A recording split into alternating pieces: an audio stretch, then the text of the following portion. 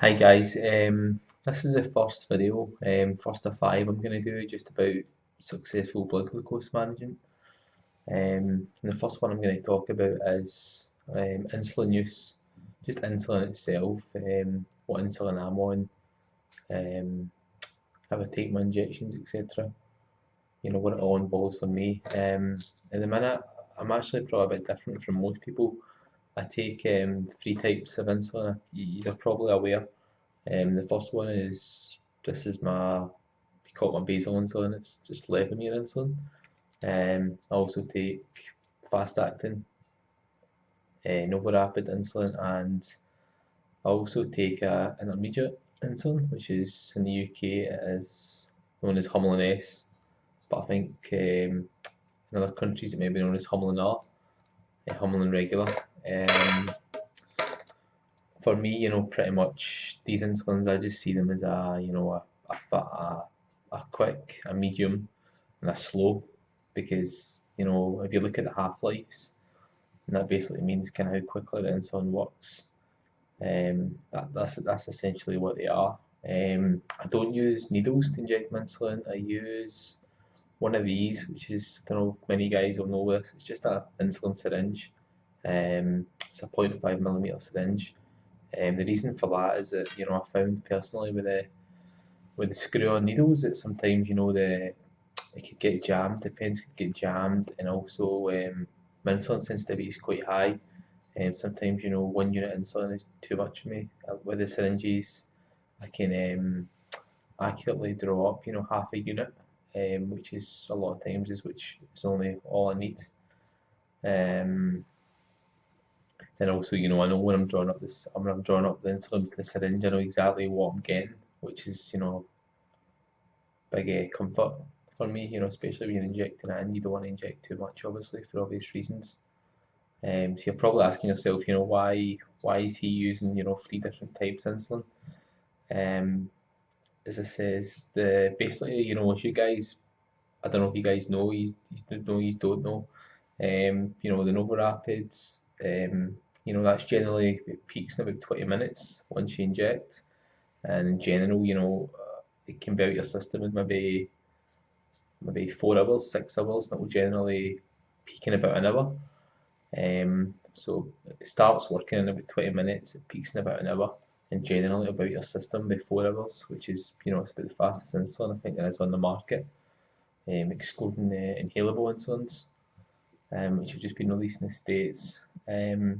Basically, when I'm using the Nova Rapid, I'm just using that basically for my carbs, like you guys probably do as well. I use the Humulin, this intermediate insulin. The reason I use this is, if I'm eating a meal that's fairly high in protein. Personally, I find that for my protein, I have to bolus about maybe 30%. About 30% of the protein generally converts to glucose. So, if I'm eating like a 50 grams of protein, generally it's going to be I find about 15 grams of that will get converted to glucose. I don't know if any of you guys find that basically the mechanism. It's called glucogenesis, and contrary to what a lot of people believe, you just need to count carbs. I've found, and the research itself shows that everything you eat is essentially going to get converted to a fuel source, which is glucose or ketones, and pretty much everything you eat is going to raise your blood glucose to some extent. There's lots of reasons for that. You've got lots of different hormones and enzymes in your stomach. If you get glucagon, every time you eat, obviously glucagon getting released and stuff, as well as that getting released in the morning, and during the night, obviously when you're not eating. That's a lot of stuff you can get in for another video. But the Humulin R that I use, I find it really effective. If I'm having a protein only meal, maybe something like maybe like an egg omelette or something in the morning. This guy it's a little bit slower. It takes about 45 minutes. 45 minutes to kick in. I find it peaks in about 3 hours for me, and it's generally in my system for about 67. It can also be quite good to take maybe pre-bed if your blood sugars are kind of rising slightly pre-bed. You don't want to take Novo Rapids, especially for me, I'm quite sensitive. I can maybe take half a unit of that pre-bed, and it will generally keep my blood sugars at bay during the night, or the majority of the night. Lastly, Levemir. Generally, I take this a few times during the day, generally maybe 2 or 3 times during the day. This is basically your background, your basal insulin that's meant to essentially counteract, obviously it's meant to counteract your liver trickling out glucose, and it's meant to just maintain your blood sugar in a fasted state. Sometimes I take it with meals, and we take 1 or 2 units with meals, or if my blood sugar is rising slightly, I'll maybe take a unit or two, just to sort of try and basically counteract insulin resistance in my blood glucose. As I say, I basically just base this on something I figured out for myself. I try and mimic my insulin use based on kind of how a human pancreas works, which if a lot of you guys don't know, the human pancreas, the way we are taught to inject insulin as diabetics, we're taught to count our carbs, which you could argue which is basically a first wave insulin response. So that would be when you eat your food, your body's going to break down the carbs straight away, and that's your first wave. But as you guys probably know, or you don't know, also your proteins, and to a certain extent some fats, they're also going to be converted into an energy source, and that would be, in a human or a normal human, that would be a second wave insulin response. So say your carbs might be digested within 30-40 minutes. It might take 1, 2, 3 hours for your proteins, and you guys know when you eat a real heavy fat meal, sometimes it can be 5, 6, 7 hours later. So I find it a bit dogmatic, that people just say, oh, just take your Novo Rapids and count your carbs, whereas everything you eat is going to affect your blood sugar. So sometimes I'm having a carb meal with protein. Sometimes maybe take 2 units of Novo Rapid, maybe take 1.5 units of Levemir, or I'll maybe take some Novo Rapid, and I'll take a little bit of Humulin R. As I said, this is something that just it works for me, and I wouldn't advise any of you guys doing this, but without speaking to someone about it. My insulin to carb ratios and stuff, for me, they're pretty high at the minute. I mean, for 1 unit of Novo Rapid, I get about 20-25 gram of carbs. That's just during the day. That's just when I'm just general day to day, just walking about. When my insulin sensitivity is at its highest, like generally post workout, after I've been training, after I've been lifting weights, my insulin sensitivity recently has been really high. I think about, for 1 unit of Novo Rapid, I think about 40 gram, 35, 40 gram of carbs, which is pretty good. I think for me, I feel as though it's pretty good. But as I said, it's not always been like this.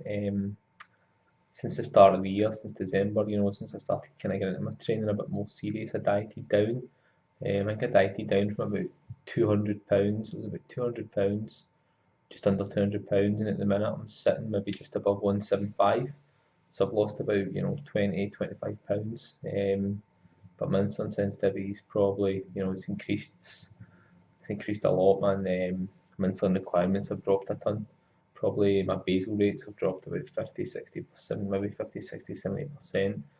And my insulin to carb ratios have maybe even doubled in that time. And I said, I'm at the minute I'm not particularly lean or shredded or anything. I'm maybe only about 13% body fat, 5'11". It's pretty crazy, man. So I'm going to speak about this in another video, but I think the best thing a lot of guys can do for building muscle and just for better blood glucose control is to strip as much fat as possible. And what I'm going to do is I'm actually going to link a study to kind of demonstrate. It was a good one I found. I saw a guy, I don't know if you've heard of him, Richard Bernstein. He's done a book called The Diabetes Solution. It's a great book. I'm going to talk about it in future videos. He's a really knowledgeable guy who's type 1 diabetic. But he's basically cites a study that was done by Lilly, who is one of the major insulin manufacturers, and they took they were basically saying that the regular insulin, which would be this guy. They were saying that it had a half-life of 9 hours. Well, they were saying that it's out your body in 9 hours, and they took a non-diabetic and they injected them with a large amount of this insulin. I think it was maybe 70 units of insulin they injected them with, and they also had a glucose line in them as well. And they proposed that by the end of the 9 hours he wouldn't need any more glucose. But what actually happened was that the guy needed glucose for up to 24 hours. I think it was up to 24 hours, and it was days and days after the insulin had been administered. So I mean, I think that's really important. It's something that I found that it's when you take. I'm going to speak about this again in future videos, but if you're lean and you're insulin sensitive, you need less insulin, so there's less margin for error as long as you're counting your calories, your carbs, your proteins, etc. But there's also been studies done that the more insulin you take, especially large doses of insulin, like 5, 6, 7 units at a time, the more you take, sort of the less effective it is and the less efficiently it's absorbed. So again, it's something that I really advocate is keeping your carbs maybe a little bit lower if you're not really insulin sensitive, and even if you are insulin sensitive, maybe keep the carbs on the lower side. I don't mean you have to go zero carb, but don't go crazy and beat 300-400 grams of carbs a day. As I said, this is something I'm going to speak about in future videos. I'm kind of rambling a bit. Anyway, guys, I hope you enjoyed my video. Any questions, anything like that you want to know, hit me an email, drop a comment. I'm going to try and get the next couple of videos done on this topic the next day or so. So I'm going to speak about diet, then exercise, then lifestyle, and blood glucose monitoring cells. So thanks a lot.